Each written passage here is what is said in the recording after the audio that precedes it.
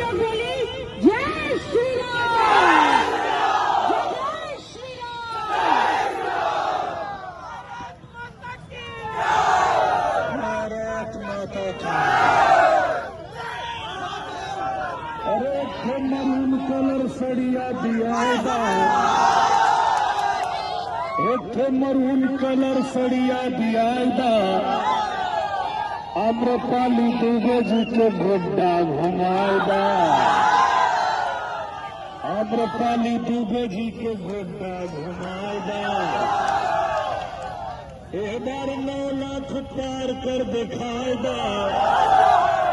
निशिकांत भैया को इस बार 9 लाख पार करके दिखाना है।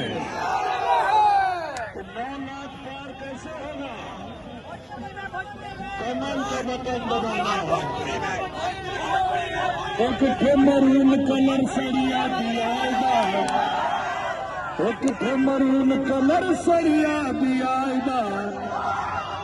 आम्रपाली दुबे जी के गोड्डा घुमाएगा। अब आम्रपाली दुबे जी बनारस वाला गाना सुनाएगा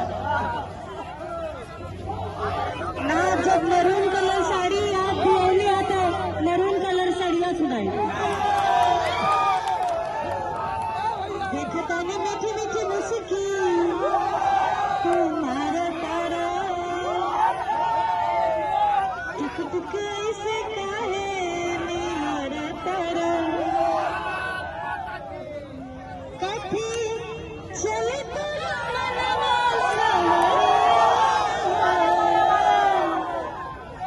हटे हट वाला हट नजरिया,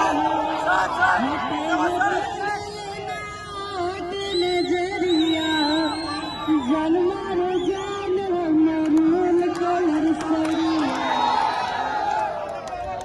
भाई गाना के आप लोग जितना प्यार देने हैं, बस आप लोग से इतना ही आग्रह है कि गाना से 10 गुना ज्यादा प्यार, गाना से 10 गुना ज्यादा स्नेह।